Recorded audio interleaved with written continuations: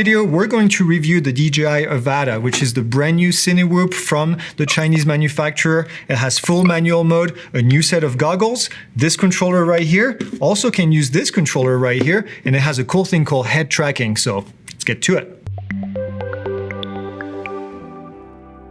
Before we get started with the full review, I'm going to tell you that this is not a comparison with the DJI FPV. We're going to have a specific video just for that.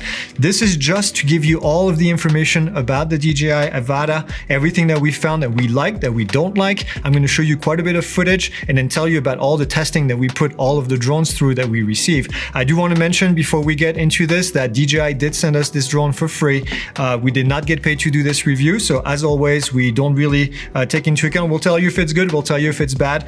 Quite frankly, so far, this thing has been actually pretty sweet. So this does not fold. You may have seen videos online or photos already of this drone. It has a much smaller footprint than the DJI FPV. It also has much smaller batteries, and it does not have any obstacle avoidance, which can be, well, a bit of an issue. We ended up in a tree at one point. We'll show you some of that information.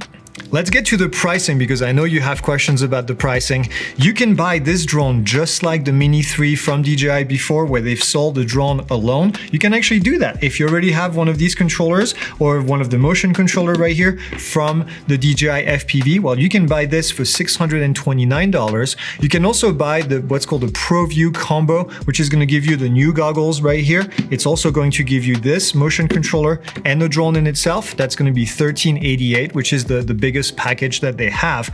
If you wanted to use the older goggles, which are these goggles here that came with the DJI FPV and the motion controller, then it's going to cost you $1,168. And if you want to get the Fly More combo, it's going to be $279, which is going to give you 2 extra batteries and also a bar that you can use to plug in 4 different batteries and charge them one after the other. There's also other accessories that you can buy if you wanted to. If you want a single battery, that's going to be $129. If you wanted to get the charger hub, it's going to be $69. One of them comes with the basic package if you just wanted to get that. The propellers are pretty cheap, $9. And then you also can buy the upper frame right here for $19. And then also buy the propeller guards for $29. Now there's going to be more accessories coming out in the future, I'm sure. But at the moment, this is the information that we have. As far as the design, this little drone right here is 405 grams, including the battery. No, this is not a Category 1 or Category 2 drone. I know you're asking. It's too heavy to be Category 1 and it hasn't been approved as Category 2 or Category 3 by the FAA, which means that you cannot fly over people, at least if you're not indoors. Now, indoors is a different story. You can do, well, whatever you want if you want, as long as you're obviously being reasonable. But this was really designed to fly indoors. It does really well from the testing that we've done. It has the ducted propellers that you can see all the way around. It's actually a nice and kind of solid plastic. We've hit the walls with it a couple times on purpose. It's also going to help to protect people from getting laceration from these 5-bladed propellers. And it comes with OcuSync 3 Plus or 3 Plus for a very, very strong penetration of signal through walls and a bunch of different things. We're going to show you the testing that we did, and we were actually very impressed. Now, as far as the thrust and the power coming out of this thing, we were very impressed also. We found a ratio of 3.38 to 1. This is almost as good as the 3.54 to 1 that we found with the DJI FPV. Now, obviously, it's a much lighter drone, so it doesn't create as much thrust as the DJI FPV, but we found that the ratio between the thrust and the weight was actually pretty high. So it's neat. It's pretty loud, I'm going to tell you that. This thing was pulling out 81 decibels when we tested it inside of our studio.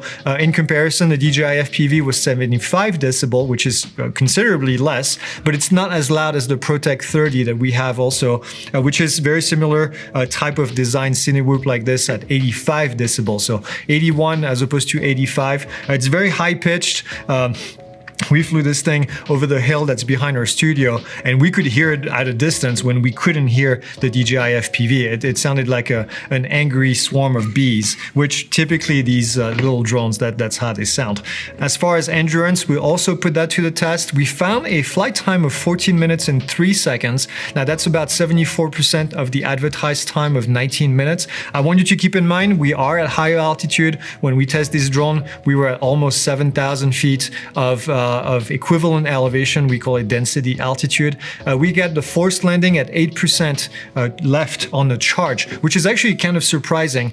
Typically, the drones that we've tested before, they tend to land with much less battery, but this was forced landing. You couldn't do anything else. The DJI Mini 3, for example, landed at 78% of advertised battery as opposed to 74 for this one. And then the Mavic 3 landed at 74% of advertised. So it's roughly the same, between 70 and 80% typically is where we see the drones landing. Again, like I said, elevation definitely has a lot to do with this. A quick list of the things that we really liked about this drone. First off, it seems to be pretty durable and you have access to replaceable parts. Now, I know what you're going to say. You're going to pick this up and it is made of plastic. It's not a carbon fiber frame.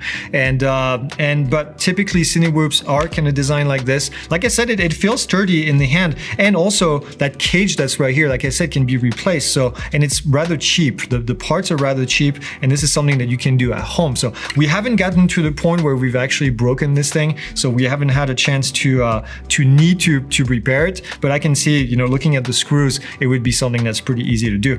We did build something to go on top right here to host a GoPro, and it was really easy to remove the screws and just put whatever apparel we had 3D printed.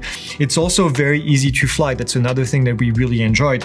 We have a new administrative assistant in our studio, and we gave her one of these, and she was able to fly. She had never seen a drone, never flown a drone before. She was able to take off after telling her how to do it, and she was able to just go around, and she got actually pretty comfortable after a while. She was able to just turn around very quickly, get away from people, and I thought that was really impressive. I don't think she would have been able to do this with other drones using this controller, which is a bit more confusing to people.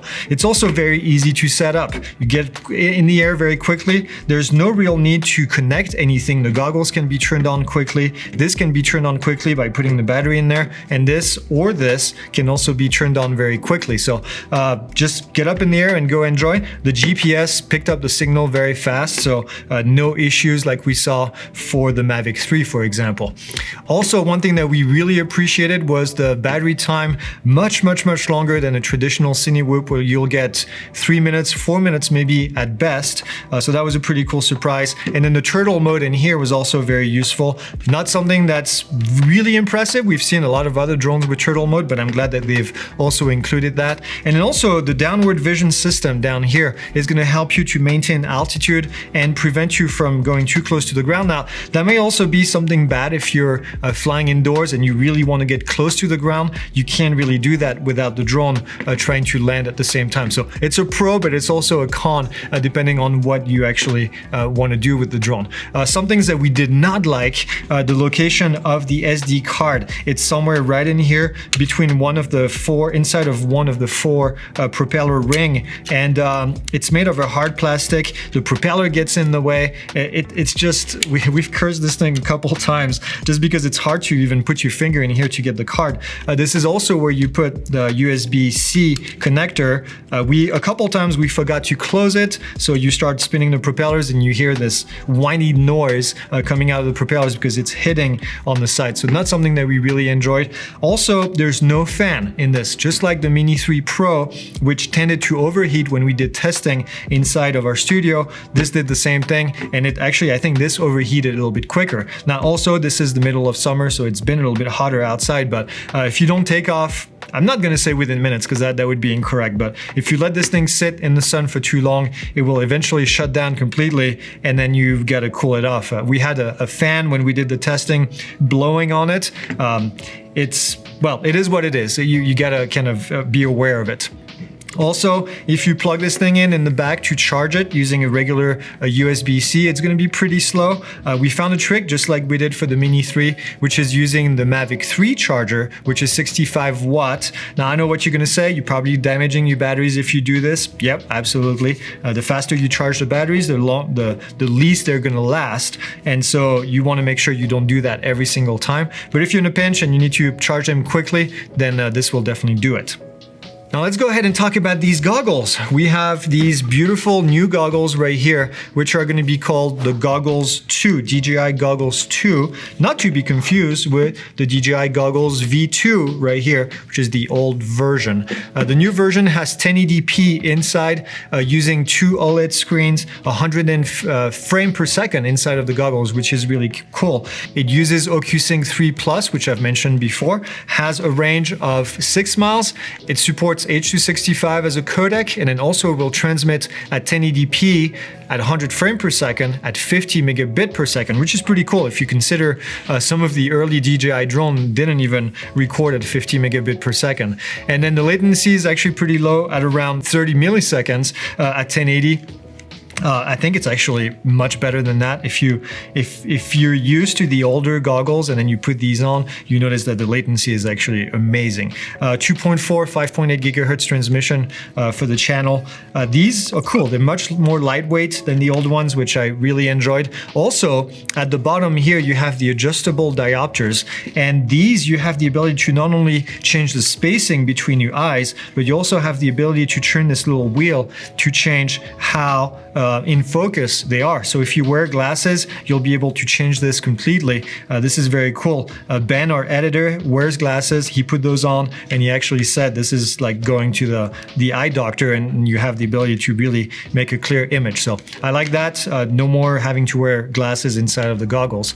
And then there's a touchpad on the side. This is another thing that I actually enjoyed right here. Instead of having the buttons on top of the traditional goggles here you can just swipe, kind of like if you have a GoPro and if you've ever swiped up and down. I really like that. Tap to select.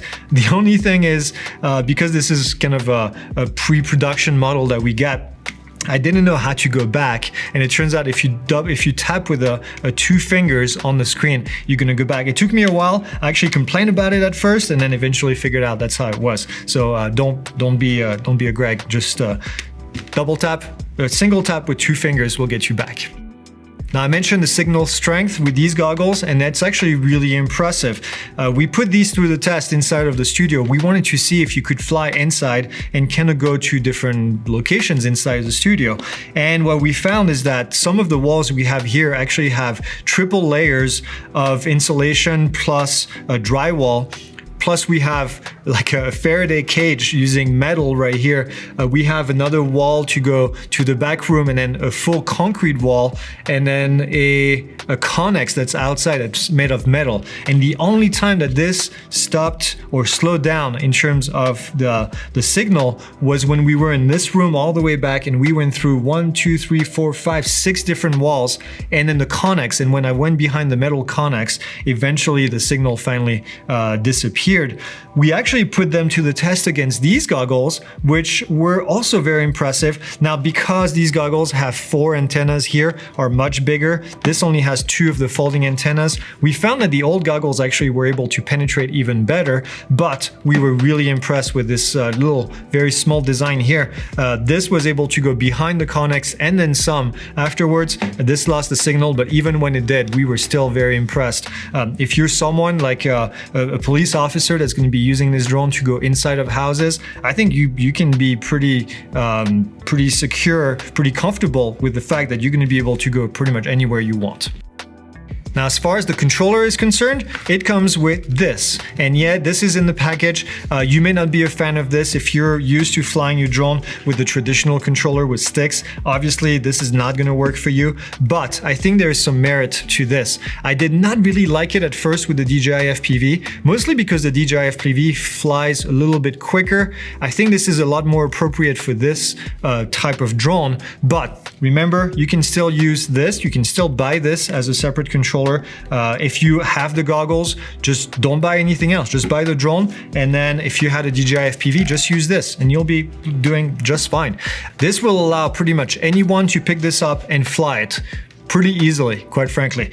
Now, what I didn't really like about this, and that was from also doing the DJI FPV, is the lack of roll control. If you move the controller like this, like a roll movement, the drone does not roll. The drone actually yaws to the left or to the right. Now, we also saw in the manual that if you go like this, you can also yaw, but it did not work for us. I don't know if it's a software issue at this stage, but this did not do anything. And actually, at one stage, it was going in the opposite direction. So we got used to flying it this way, just by yawing, by rolling to the left or to the right.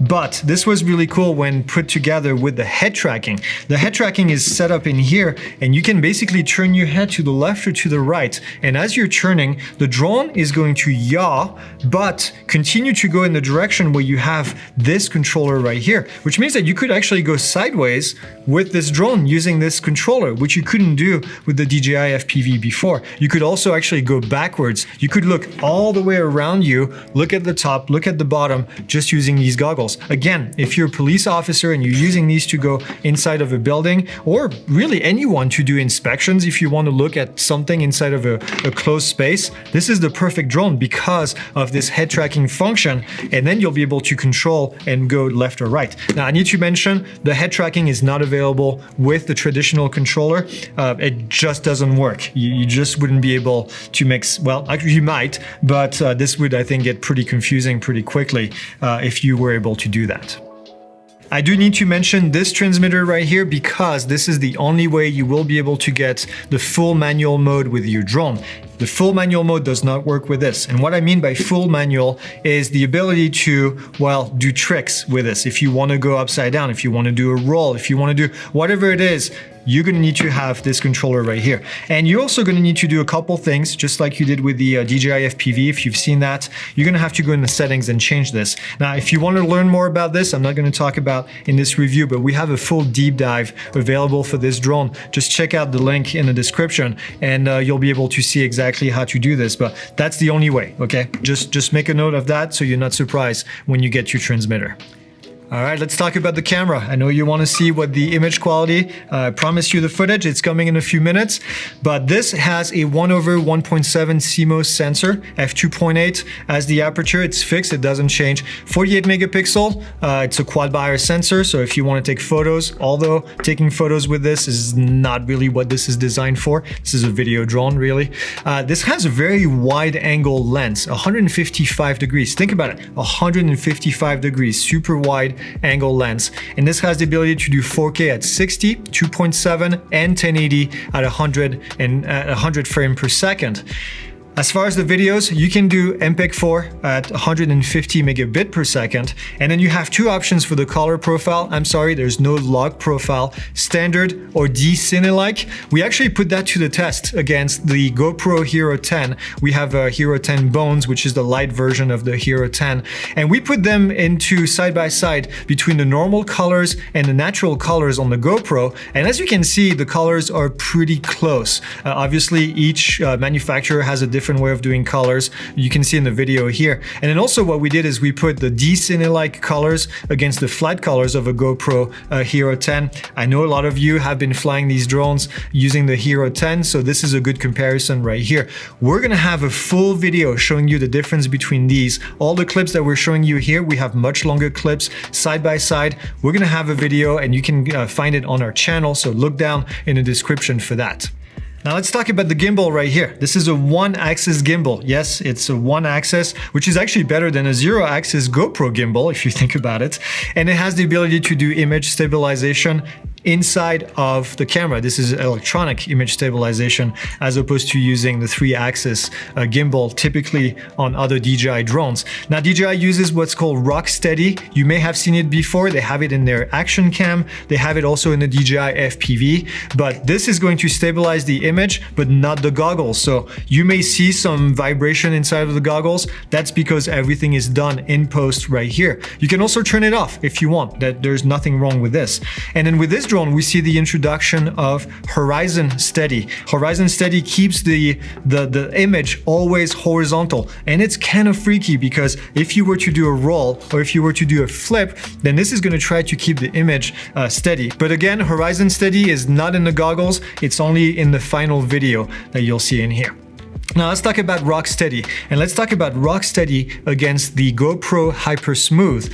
There's only one level of Rock Steady, so it's on or it's off, but there's 3 levels of Hyper Smooth. On the GoPro, we have standard, high, and boosts. Now when we looked at the Hyper Smooth standard against Rock Steady, we found that Rock Steady seemed to have a much smoother stabilization on the roll, especially. You could barely see when the drone was rolling when it wasn't supposed to be rolling, if that makes any sense. So the unnecessary roll was being removed a little bit better from Rock Steady, but the GoPro had a wider angle than the DJI, and then we found that the GoPro footage looked to be faster at the same speed, and you can make your own decision again by looking at this footage and by looking at the other video where we have the full clip. Now when we went to high, Hyper Smooth high, again just against the Rock Steady because there was only one mode, we found the same results regarding the roll, but we found that the angle of view was approximately the same. I think what happens is that the Hyper Smooth high crops the image a little bit more, which makes it closer to what you would get with Rock Steady. And then with the Rock Steady boost, we found the same result against the roll, but what we found is that there was a significant loss of details in the image. I don't recommend Hyper Smooth boost unless you really have something that vibrates a lot and moves a lot. Maybe if you're on a mountain bike going down, but otherwise on the drone, I don't think you need that. I think actually Hyper Smooth standard gave really good results, but I'm going to let you decide. This is not really me giving you my opinion. I want you to get this data and then compare and see what you like best. These are so close, quite frankly, to the GoPro 10 that at that stage, it's all about colors and it's all about the ecosystem that you have. It really is too close to call, I think, personally. Now, the drone also has what's called distortion correction, and this can get a little bit confusing because GoPro has different angles. It has the narrow, it has the wide and the super wide, or whatever they call it, super view.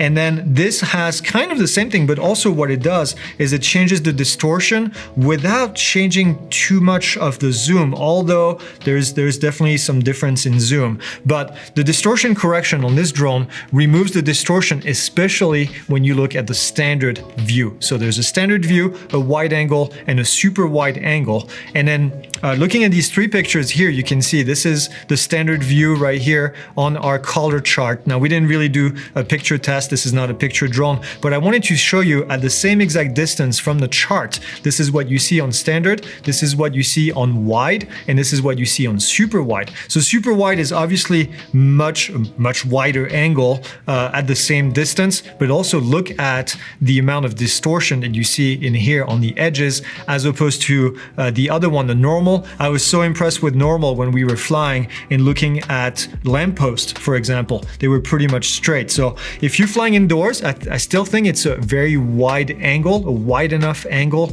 at normal that you can still get great footage and get rid of that distortion that otherwise you would have on the super wide angle. But here's a comparison here between the Avata and the GoPro Hero 10 at the wide angle. So both of them are set to wide angle because both of them were available.